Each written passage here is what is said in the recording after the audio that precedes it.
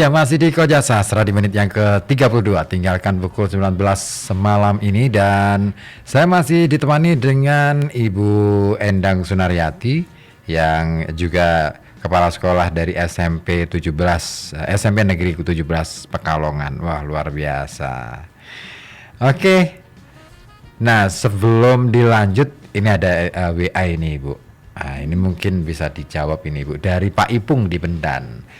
Oke, selamat malam Mas Ribu dan Ibu Endang. Selamat malam. Selamat datang di Radio Kota Batik. Welcome to Koja Sastra Program. Mohon izin bertanya, apa makna arti sebuah karya sastra buat Ibu nggih?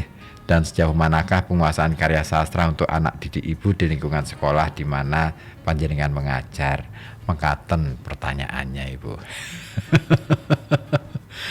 Monggo, Bu. Langsung aja dijawab, monggo. Terima kasih Pak Ibu. Untuk saya sebenarnya karya sastra ini bukan sesuatu yang istimewa, karena pada dasarnya saya itu kan hanya curhat saja. Namun ketika jadi sebuah karya kemudian oleh Pak Ribut ini, saya itu nggak nyangka. Intinya kan itu. Kemudian kalau untuk penguasaan sastra, maksudnya peran serta saya mungkin dengan anak-anak. Saya itu kalau mengajar selalu mengajak anak-anak untuk menulis. Ketika saya mengajar di SMP Negeri 10 Pekalongan, mungkin anak-anak masih ingat, saya selalu menyampaikan satu, anak-anak tulis kekurangan ibu selama mengajar kalian. Jadi menulis kekurangan, bukan kelebihan. Kalau kelebihan itu biasanya diri sendiri kan tahu semua gitu.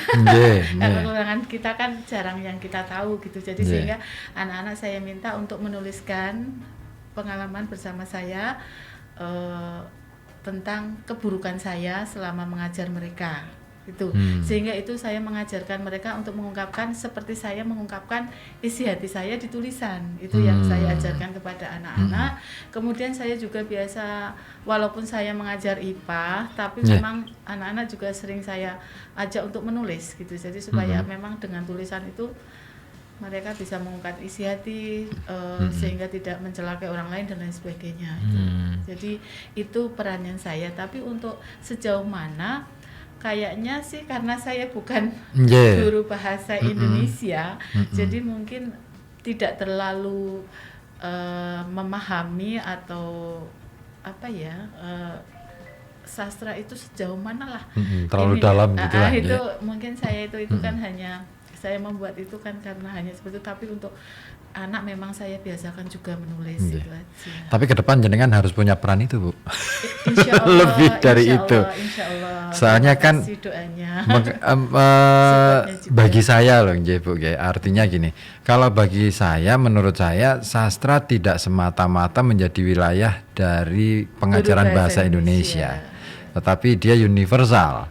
Sifatnya sangat universal, dia boleh dipelajari oleh siapa saja dan boleh ditulis oleh siapa saja. Insya Allah siap. Karena itu Pak Ipung mungkin bisa saya sampaikan. Karena berbicara sastra, saya merasa bahwa justru orang-orang yang tidak belajar di jurusan sastra itu biasanya lebih mateng. Betul, Bu.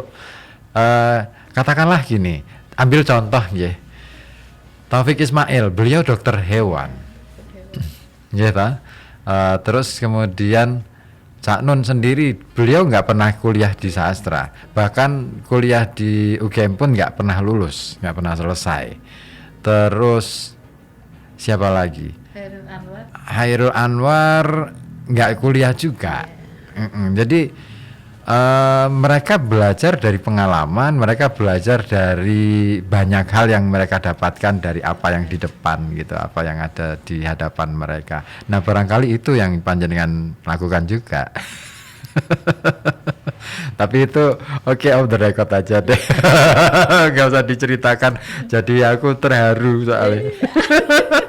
Nanti kalau pendengar juga terharu. Iya, saya pikir menjadi orang hebat memang betul bahwa kita istilahnya punya sisi lain, punya hal-hal yang memang yang menempa kita, kejadian-kejadian yang menempa kita. Tetapi apakah harus orang lain tahu? Nggak harus gitu loh. Tapi dengan itu ketika ditulis itu, nah kita bisa memberikan pelajaran bagi orang banyak, bahwa ternyata di dunia tidak hanya saya ataupun Anda ataupun siapapun itu yang merasa kesepian. Ada banyak orang kesepian, bahkan memang kehidupan adalah sepi itu sendiri. Wah, ngeten ya. Oke Bu, apa ya? Aku saya itu punya pertanyaan sebenarnya, tetapi terlintas begitu saja gara-gara baca WA-nya Pak Ipung tadi. Mungkin teman-teman atau kawan-kawan yang ingin gabung juga ya, saya ingatkan di 424474 ataupun di 0855420912 bisa manfaatkan itu. Ini dia baru ketemu pertanyaannya lagi. Nah, ada nggak Bu korelasi atau hubungan antara yang jenengan pelajari waktu kuliah, waktu dulu menjadi untuk menjadi calon guru IPA itu kan berarti kan belajarnya di prodi IPA gitu kan, pendidikan IPA. Ada nggak Bu korelasi IPA dengan sastra? Kalau menurut saya berdasarkan tulisan itu ada yang syairku tercipta untukku itu. Di sini ya? Ya, itu ada kalau menurut saya. Yeah. Ya semua. Kayaknya semua maba yang saya pelajari baik waktu SD, SMP, SMA, kemudian kuliah, ada semua kayaknya. Iya. Iya benar. Saya membaca ini. Nah ini mungkin nanti kita akan baca satu persatu Bu. Ya biar orang-orang tahu bahwa di Pekalongan ada seorang guru IPA yang telaten menulis puisi. Itu hal yang menurut ukuran publik Pekalongan itu luar biasa. Karena jarang terjadi. Biasanya kan orang yang menulis puisi biasanya loh Bu, sok-sokan bergaya seniman kayak saya ini. Sok-sokan bergaya seniman, rambut gondrong, terus kemudian urakan, hidup nggak teratur gitu. Hidup nggak teratur kayaknya sama. Apa gitu Bu? Nggak teratur juga toh. Wah iki bahaya iki. Aku ketemu senior nih berarti. Aduh, ya. Oke, karena keteraturan bagi saya ya, ketidakteraturan sebenarnya keteraturan dalam bentuk yang lain menurut saya. Justru itu berusaha menemukan pola baru, pola yang lain berbeda. Hanya gitu. Kita cari pembenaran aja. Ya itu kan ngeles Bu istilahnya. Oke, Bu. Sejak kalau di sini kan ada puisi-puisi yang kalau di buku kumpulan puisi yang bayang-bayang ini saya sempat membaca, ini sepertinya banyak tulisan-tulisan yang sejak waktu kuliah ya Bu ya. Iya, kuliah SMA. Terus sudah jadi SMA. guru juga ada. Jadi guru.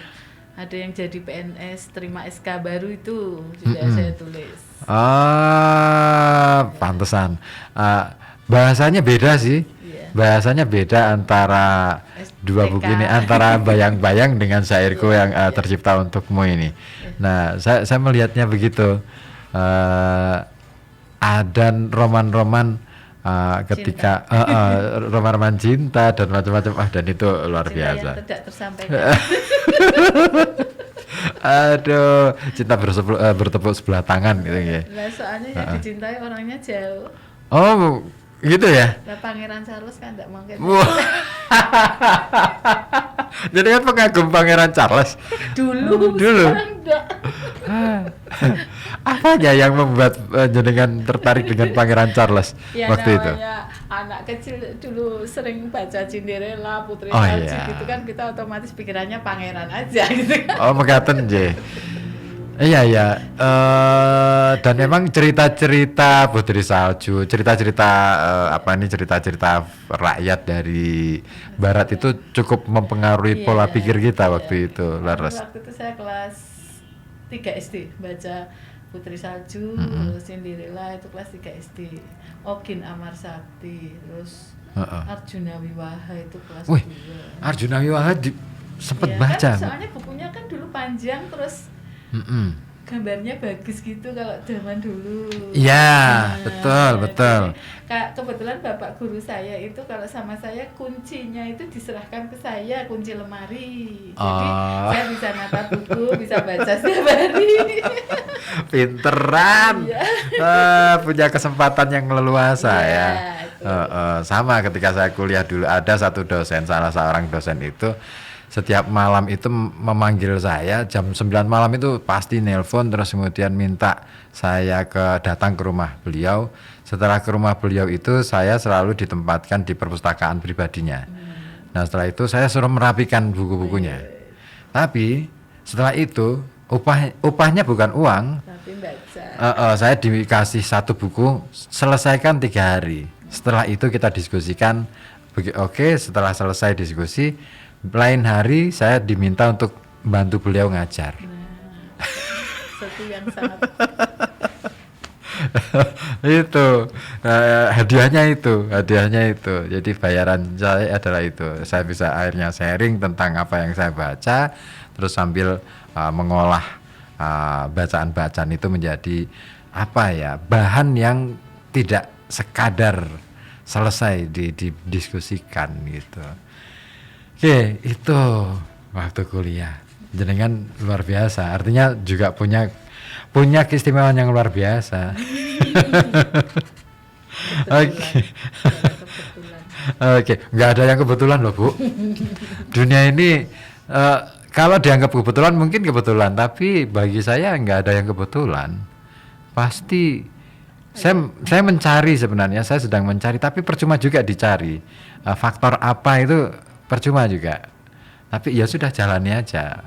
Ya biarlah ini kesannya kebetulan itu loh. Ada yang mengatur. Betul. Oke.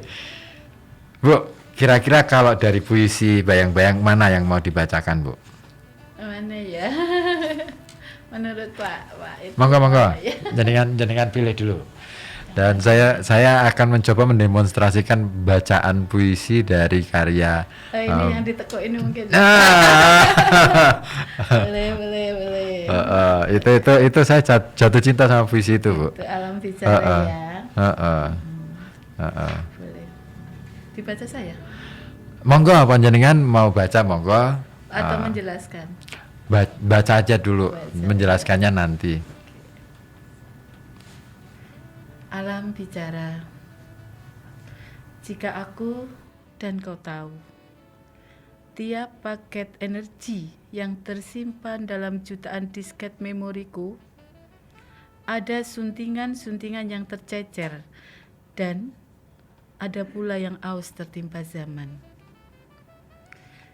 Jika kau dan aku tahu, tulisan takdirmu terpahat di software dan layoutku, tertata rapi di antara gemuruh kepikukan dan lalu lalang kebisingan.